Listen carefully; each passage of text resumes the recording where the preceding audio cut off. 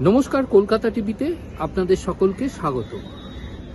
কলকাতা হাইকোর্টের দেওয়া রক্ষা কবচের ওপর অনীহা প্রকাশ করে অভিষেক বন্দ্যোপাধ্যায়ের বিরুদ্ধে বেশ কিছু অভিযোগ এনে হলফনামা দাখিল করল রাজ্য সরকার। অভিষেক বন্দ্যোপাধ্যায় এফআইআর এর ভিত্তিতে সেই এফআইআরগুলি খারিজ এবং সেই এফআইআর এর ভিত্তিতে অন্তর্বর্তীকালীন রক্ষা কবচ চেয়ে তিনি কলকাতা হাইকোর্টে মামলা দায়ের করেছিলেন। সেই মামলার প্রেক্ষিতে কলকাতা হাইকোর্টের বিচারপতি সৌগত ভট্টাচার্য তিনি অন্তর্বর্তীকালীন রক্ষা কবচের নির্দেশিকা জারি করেছিলেন। বিদেশ যাত্রার পূর্বে এই ধরনের রক্ষা কবচের প্রতি অনীহা প্রকাশ করে রাজ্য সরকারের পক্ষ থেকে একটি হলফনামা জমা দেওয়া হলো।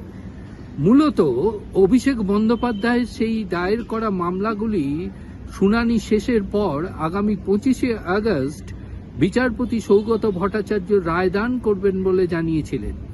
সেই রায়দানের পূর্বেই রাজ্য সরকারের দেওয়া এই হলফনামা যথেষ্ট গুরুত্বপূর্ণ।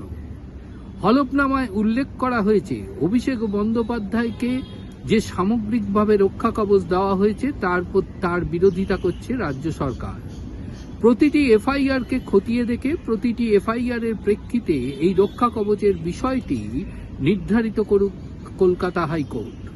পাশাপাশি ওই হলফনামায় উল্লেখ করা হয়েছে অভিষেক বন্দ্যোপাধ্যায়ের বিরুদ্ধে তথ্য গোপন, বিভিন্ন বিতর্কিত প্রশ্ন, এছাড়াও বহু নথি এখনো পর্যন্ত পাওয়া যায়নি। এছাড়াও তদন্তে চলছে। তদন্ত ছাড়াও অন্যান্য বেশ কিছু বিষয় রয়েছে যা কিন্তু তদন্তের পক্ষে যথেষ্ট গুরুত্বপূর্ণ। এছাড়াও ক্লিন হ্যান্ড নিয়ে কিন্তু অভিষেক বন্দ্যোপাধ্যায় আদালতে আসেননি।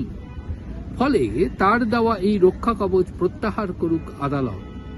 পাশাপাশি রাজ্য সরকারের পক্ষ থেকে সেই হলফনামায় উল্লেখ করে বলা হয় যে ধরনের রক্ষা কবচ তিনি কলকাতা হাইকোর্ট থেকে পেয়েছেন তা আগাম জামিনের সমান। অর্থাৎ আদালত এ বিষয়ে বিশেষভাবে বিবেচনা করুক এবং প্রত্যেকটি এফআইআর খতিয়ে দেখে তবেই এফআইআর এর ভিত্তিতে তাকে রক্ষা কবচের বিষয়টি বিচার করুক আদালত। হলফনামায় এমনটাই দাবি করা হয়েছে রাজ্য সরকারের পক্ষ থেকে।